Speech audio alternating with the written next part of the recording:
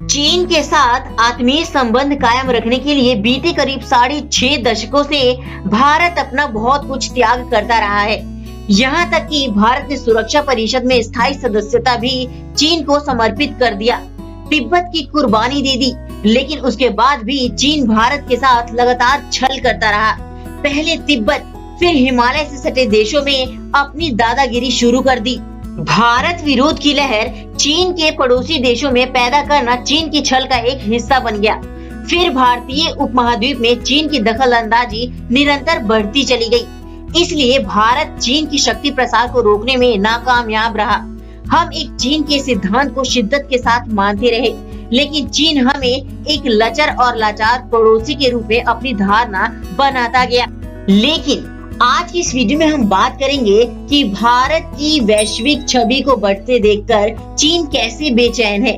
Video शुरू करने से पहले मेरा आपसे छोटा सा रिक्वेस्ट है कि नीचे रेड कलर के सब्सक्राइब बटन में क्लिक करके इस चैनल को जल्दी से सब्सक्राइब कर लीजिए, ताकि मेरे आने वाले नॉलेजेबल वीडियो भी आप देख सके। तो चलिए आज की वीडियो शुरू करते हैं। बदलाव का सिलसिला वर्ष 2014 से शुरू हुआ, लेकिन ये बदलाव भी सांकेतिक था।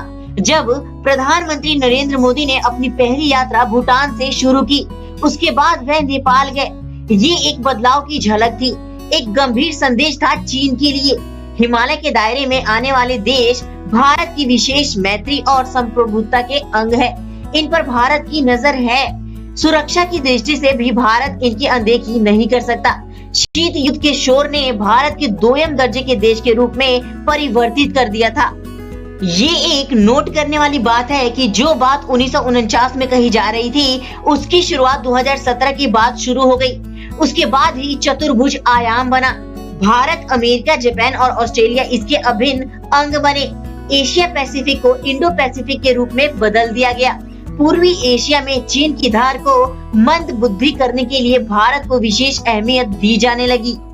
चीन के पड़ोसी देश भारत के साथ सैनिक अभ्यास में शरीक होने लगे।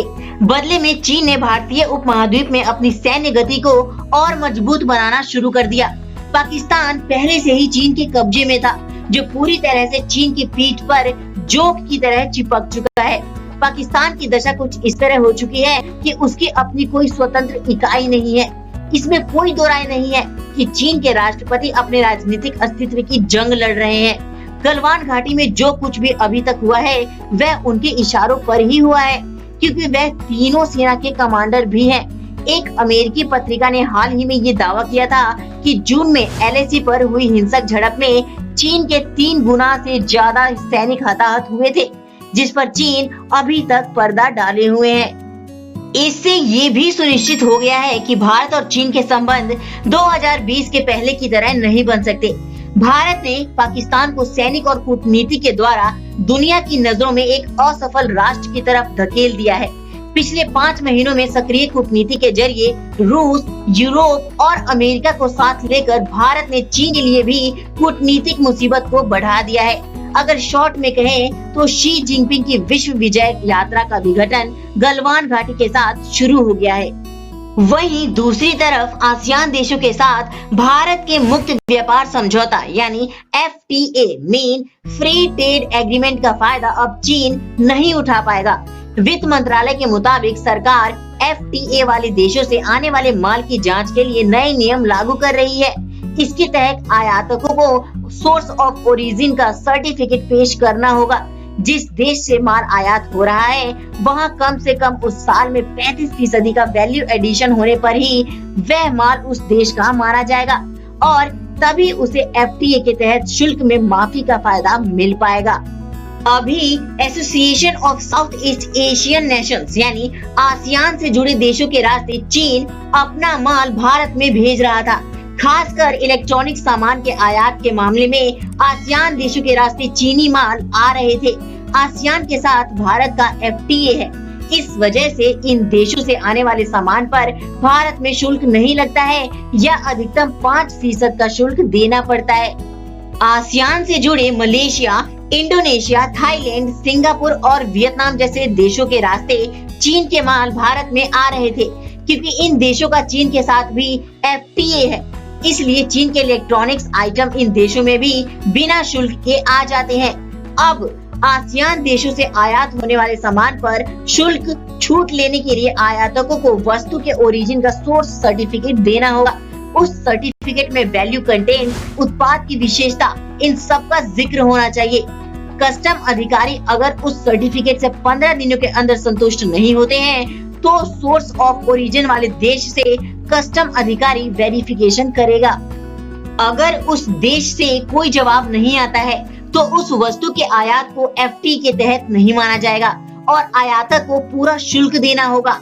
आयातकों के पास इस बात की भी सर्टिफिकेट होना चाहिए कि जिस देश से वस्तु का आयात किया गया है वहां उस वस्तु में कम से कम 35% वैल्यू एडिशन किया गया है। मतलब चीन से कोई माल वियतनाम आता है तो उस वस्तु में कम से कम 35% वैल्यू एडिशन के बाद ही उस वस्तु को वियतनाम का माना जाएगा। जिन वस्तुओं के आयात पर सरकार की विशेष नजर होगी वो TV, fridge, AC, camera, mobile phone, telecom उपकरण, set top box, headphones, camera modules और अगरबत्ती होंगे। पड़ोसियों के साथ आक्रामक रवैये और अमेरिका के साथ तनाव के बीच चीन के राष्ट्रपति शी जिनपिंग ने हाल ही में कहा कि उनका देश किसी भी तरह का युद्ध लड़ने का इरादा नहीं रखता। संयुक्त राष्ट्र महासभा के 75वें सत्र में शी जिनपिंग ने कहा कि चीन दूसरे देशों के साथ मतभेदों को कम करने और विवादों को संवाद और बातचीत के जरिए सुलझाना जारी रखेगा। शी जिनपिंग का ये बयान ऐसे समय आया है जब चीन पिछले 4 महीनों से पूर्वी लद्दाख में वास्तविक नियंत्रण रेखा यानी एलएसी पर भारत के साथ सीमा विवाद को लेकर अड़ियल रवैया अपनाए हुए है। शी ने ये भी कहा है कि हम कभी भी आधिपत्य या प्रभाव की विस्तारवादी की तलाश नहीं करेंगे। किसी देश के साथ शीत युद्ध या परंपरागत युद्ध लड़ने का हमारा कोई इरादा भी नहीं है।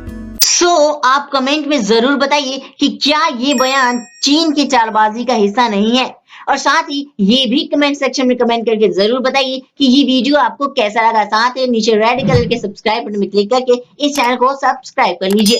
सो फ्रेंड्स, इस वीडियो में अब तक के लिए इतना ही। मिलते हैं अपने नए वीडियो में एक नए टॉपिक के साथ।